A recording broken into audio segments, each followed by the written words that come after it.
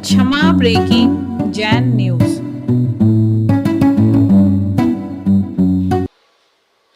अपने जीवन को उत्कृष्ट बनाता है, निर्मल बनाता है। दीक्षा लेता ही इसीलिए। दीक्षा लेने के बाद साधु मोक्ष मार्ग में लगा रहता है, दूसरा कोई विषय नहीं रहता।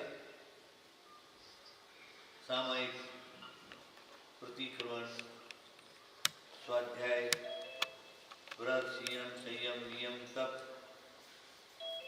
जैसी भी उसकी शक्ति है उसके हिसाब से वो करता है, अपने जीवन को सार्थक बनाता है। शक्ति छिपाता नहीं है, शक्ति को नहीं छिपाते थे। दीक्षा लेना सार्थक करता है।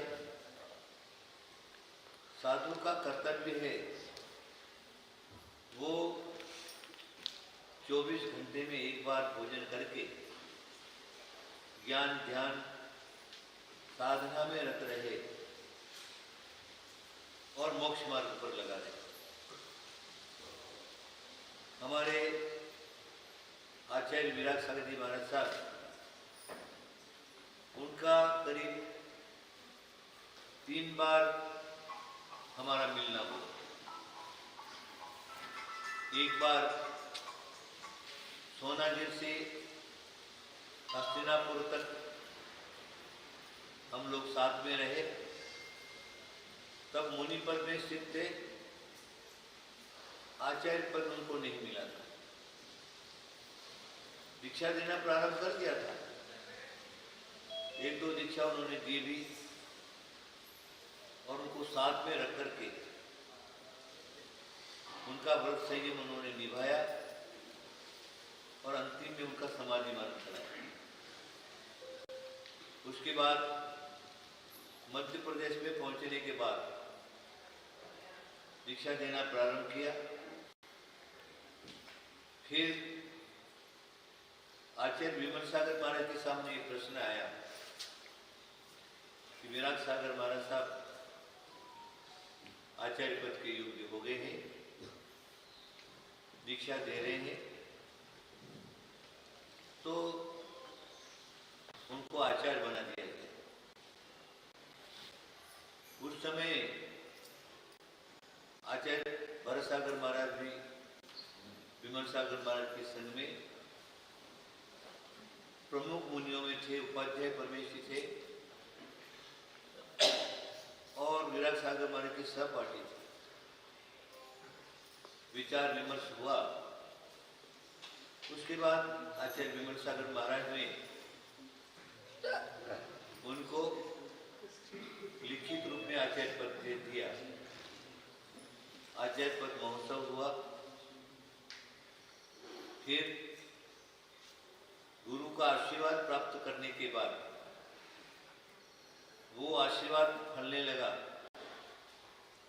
और धीरे धीरे धीरे धीरे दीक्षार्थी लोग आकर्षित होने लगे और दीक्षा लेने वालों की लाइन लग गई। एक बहुत बड़ा संघ निर्माण हुआ और फिर उसके बाद उन्होंने भारत के अंदर सर्वत्र प्रभ्रमण किया। कर्म का उदय हमेशा जीव के साथ रहता है, चाहे वो राजा हो, रंक हो, गरीब अमीर हो, चाहे कोई योगी हो, साधक हो, साधना रत हो, तो भी पूर्वकृत कर्म जो है वो उदय में आता है।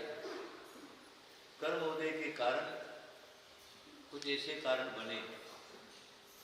फिर आचार्य विराग सागर महाराज साहब जो है अपने संघ को लेकर के महाराष्ट्र की तब बढ़े। जब वो कारंजा में विराजमान थे, उसके बाद उनका समाचार आया कि 2005 का पंच कल्याण कुंतुगिरी में हो रहा है, तुम्हें उधर आना चाहते चाहता हूँ।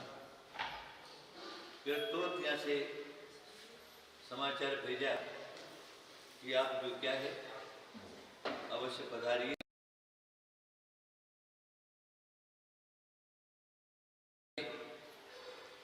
आपका स्वागत है। और यहाँ आने के बाद दुनिया की कोई ताकत नहीं आपके ऊपर किसी प्रकार का कोई उपसर्ग कर सके। यहाँ पधारे, समझ लीजिए साधुओं का स्टेज पूरा का पूरा भर गया। करीब 250-300 साधु उस समय 2005 के पंच कल्याण में विद्यमान थे और बहुत बड़ी भारी धर्म प्रभावना हुई। फिर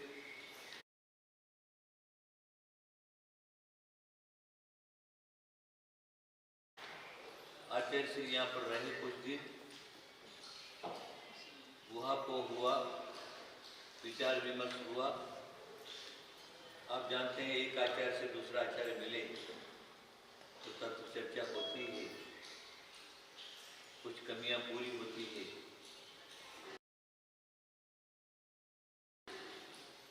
होने के बाद फिर 2006 का महामस्तकाभिषेक बाहुबली भगवान का उधर आपका विहार हुआ। तो दक्षिण की यात्रा उन्होंने खूब अच्छी तरह से की।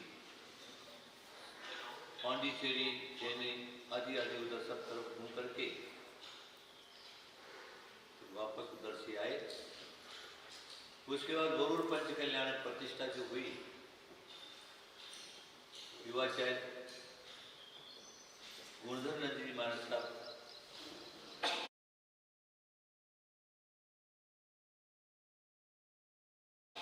हमारे शिष्यों में प्रभावक आचार्य हैं। वो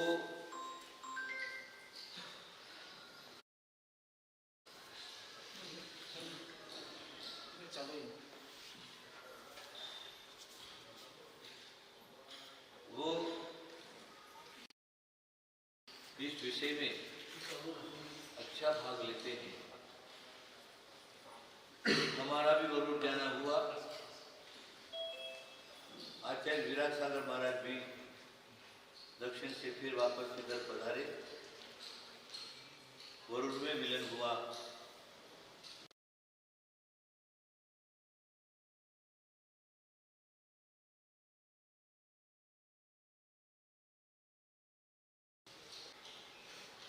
और चोली का सार संघ जो क्या है उसके धनी थे और बहुत जो अभी तक उन सबको एक जगह बुला करके और जिन शासन की प्रभावना के रूप में उन्होंने आदेश डाला। इस प्रकार जिन शासन की प्रभावना का जो कार्य है उन्होंने अच्छा किया है। और देखिए साधु जब से दीक्षा लेता है तब से ही उसकी समाधि प्रारंभ हो जाती है। नियम रूप में समाधि आहार हो गया। आहार होने के बाद तुरंत जिनेंद्र भगवान की शरण में या गुरु की शरण में आकर के ईरापद शुद्धि पूर्वक आलोचना कर जब तक आहार प्रारंभ नहीं होता तब तक चारों प्रकार के आहार पानी का त्याग, इस प्रकार की प्रक्रिया प्रत्येक साधु करते ही नियम रूप में समाधि उसकी चालू ही रहती है। साधु बनता है वो खाने पीने के लिए, ऐशो आराम के लिए, शरीर की शक्ति बढ़े, उसके लिए साधु नहीं बनता। सिर्फ उसका ध्येय रहता है आत्म कल्याण। अनादिकाल से संसार में परिभ्रमण करने वाला ये जीवात्मा वो कर्मों से सहित होकर के जन्म मरण के दुखों को उठाता है जन्म मरण के दुख को नष्ट करने के लिए संसार शरीर भोगों से विरक्त होकर के त्याग मार्ग को अपनाता है और संयम धारण करता है, चारित्र धारण करता है और उस दृढ़ प्रतिज्ञ जब तक इस शरीर में आत्मा है तब तक निर्दोष संयम और चारित्र पालन करने की कोशिश करता है। वर्तमान में जो भी हम कुछ साधु संत त्यागी व्यक्ति दिखते हैं, दिगंबर मुद्रा में हम लोग सब दिखते हैं, तो भगवान महावीर के मोक्ष जाने के 2500 वर्ष बाद के हम लोग साधु। अभी हमारी चर्या, हमारा आचरण जो भी है वो चतुर्थकाल के समय के जो चर्या साधु संहिता है वो हम लोगों में नहीं पाए जाते, क्यों? शक्ति की क्षीणता दिन पर दिन होती जा रही है। पहले वनवासी साधु रहते थे, वृक्ष, गुफा, पर्वत की कोटल, नदी का किनारा, पहाड़ के ऊपर, शिला के ऊपर उत्तम शयनन वाले जो साधु संत थे वो इस प्रकार की साधना करते थे। लेकिन अभी वर्तमान में उत्तम शयनन के अभाव में इस प्रकार की परिचर्या हम लोग नहीं कर पाते, तो भी ऐसे निकृष्ट काल में भी जीन रूप धरो नरा, ऐसा आचार्य ने लिखा। जिनेंद्र भगवान के रूप को धारण करने वाले मनुष्य अभी भी पाए जाते और उन्हीं के द्वारा भगवान महावीर का जो शासन है वो चलता है। तो संयम पालन करने के बाद साधु का ध्येय रहता है समाधि। समाधि जो है जिसकी सम आदि व्याधि सम हो गई है उसका नाम समाधि है। अभी वर्तमान में समाधि का जो भी चर्या आचरण वगैरह जो है वो शिवकोटि स्वामी के द्वारा रचित भगवती आराधना करके हमारे हैं, उसमें सारा का सारा उपलब्ध है। दीक्षा, शिक्षा और गण पोषण काल मूलाचार के अंदर पाया जाता है और 3 प्रकार जो है वो भगवती आराधना में पाया जाता है, जो अंतिम समय में उसको अपनाया जाता है। भगवती आराधना में दर्शन, ज्ञान, चारित्र और तप आराधना, ये चारों प्रकार की आराधना का प्रकार लिखा हुआ है और उसकी आराधना करने का साधक को बताया है। और जो चारों प्रकार की आराधना भावपूर्वक करता है तो नियम से वर्तमान में तद्भव मोक्ष में कोई है नहीं। जो भी यहाँ की आराधना करेगा वो यहाँ से च्युत होकर के देव पर्याय में, बाकी आयु को समाप्त करके फिर मनुष्य पर्याय में। कोई जीव ऐसा है जो एक भवावतारी हो जाता है। कहीं पर दे दिया है एक भवावतारी की विशेष चीजें हैं वो प्राप्त हो जाती है। अपवाद मार्ग में नित्य निगोद माहिते कर नहीं जाए गई रानी, अंतर मुहूर्त में ले समित हो जाए शिवरानी, ऐसा भी एक प्रकार प्राप्त होता है। जो भरत चक्रवर्ती के पुत्रों का एक उदाहरण दे दिया है उन्होंने। चलो विशेष टाइम के अभाव में क्योंकि और भी वक्ता बोलने के लिए तैयार होंगे और उनका श्रद्धांजलि देना परम आवश्यक है। विशेष कहने की कोई आवश्यकता नहीं है। हमारा निमित्त जो है बोलने का वो आचार्य आचार्य विराट सागर जी महाराज साहब हैं, एकदम स्वस्थ विहार हो रहा है, चतुर्वेदी संघ साथ में चल रहा है। रास्ते में चलते चलते तबीयत खराब हुई, उल्टी हुई, 2 उल्टी हुई, खून की उल्टी हुई, विश्राम दिया गया।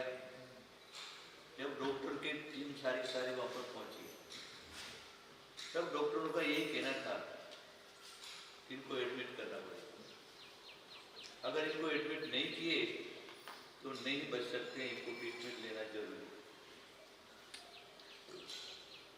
डॉक्टरों का ट्रीटमेंट एक साधु संयमी वो कैसे ले सकता है, और वो भी असमय में। उन्होंने उसको स्वीकार नहीं किया। अंत तो गतवा शरीर देखिए, ये शरीर हमारा जो भी है उसके साधन अगर मिले तो शरीर टिकता है, नहीं तो शरीर जवाब दे रहे। शरीर ने जवाब देना शुरू कर दिया, डॉक्टरों ने जवाब दे दिया। उसके बाद स्वयं महाराज साहब जो क्या है स्वस्थ में और अच्छी तरह से बैठ करके उन्होंने मोबाइल पर पूरा अपना वक्तव्य जो है वो दिया। शरीर पूरा होने वाला है। मैंने संयम धारण करने के बाद लोगों से जो भी मेरा संपर्क हुआ है, राग द्वेष की परिणति होना संभव है, इसलिए मेरे द्वारा कुछ हुआ है सब जीवों से मैं क्षमा मांगू।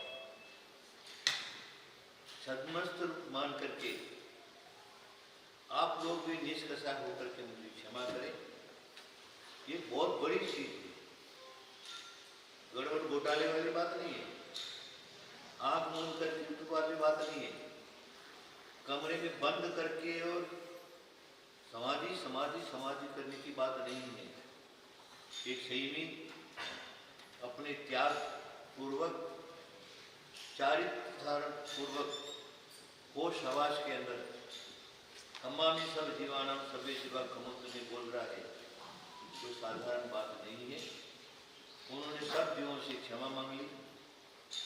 उसके बाद जब देखा तो उन्होंने फिर समाधि मरण धारण कर लिया, और फिर वो शरीर जो क्या है जवाब दे दिया। रात को 2:30 बजे करीब उनका शरीर पूरा हो गया। कोई ये नहीं कहता था कि दूसरे दिन इनकी समाधि हो जाएगी, ये संसार से उड़ जाएगी, इनका अस्तित्व समाप्त हो जाएगा, कोई नहीं बोल सकता। लेकिन समय का फेरबदल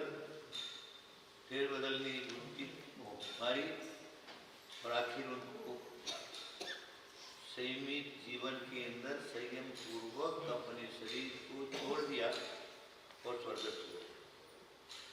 इससे समाधि धारण करना कोई सामान्य बात नहीं है।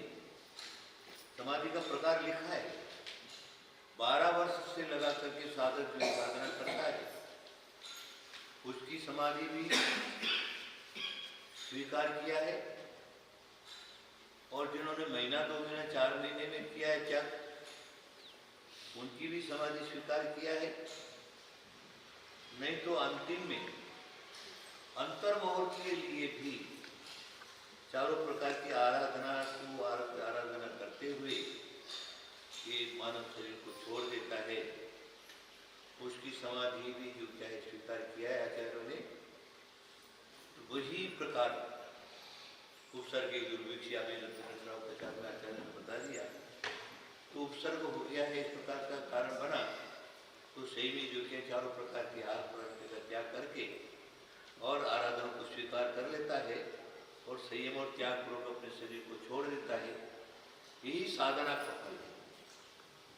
अभी हम सब लोग बैठे हुए हैं, मैं समझता हूँ आज हमको संयम धारण किए नहीं, 58वां वर्ष प्रारंभ हो गया। 58वां वर्ष प्रारंभ हुआ इस 57 वर्ष के काल में हमने क्या किया? मात्र अंतिम परिणाम हमारे अच्छे रहे, अंतिम में हमारा समाधि मरण अच्छा हो, पंच परमेश्वरी भगवान का स्मरण करते हुए अगर हमारा शरीर छूट जाता है, उसका अभ्यास के लिए ही मात्र प्रयत्न किया। तो ज्ञान ध्यान तप शास्त्र स्वाध्याय जो भी हमने किया है, रात दिन 24 घंटा उसी के लिए लगे। मात्र वो अंतिम कुछ समय है, उस समय हमारे जीवन में बना रहे, उसी के लिए प्रयत्न है। इसलिए हमें रात दिन वही प्रयत्न करना चाहिए और समाधि मरण कर लेना चाहिए।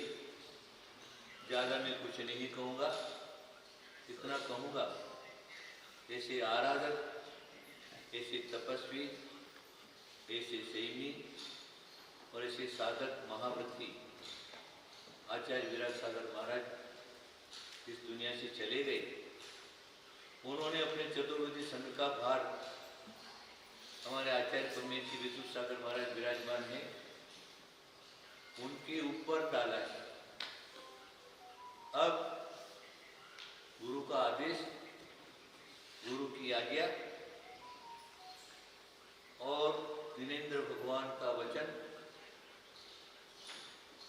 आगम, ये सारों को लेकर के अभी आपका कर्तव्य है चतुर्वेदी संघ की सुरक्षा करते हुए जिन शासन की रक्षा करना, भगवान की वाणी की रक्षा करना, प्रचार करना और पूर्वाचार्यों ने क्या कहा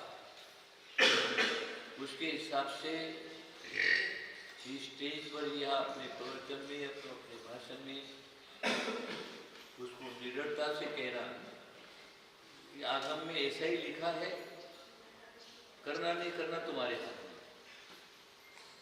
तीर्थंकरों की वाणी समोसन में दिल जाता है, भगवान उपदेश कर देते, कोई लाग लपेट नहीं, इसी प्रकार का कुछ भी नहीं।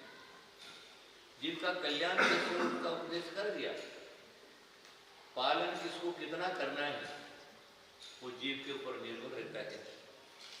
तो मैं इतना ही कहूँगा, उनका आचार्य पद आपको मिला और आचार्य पद मिलने के बाद ये प्रथम कोदोगिरी पर प्रवेश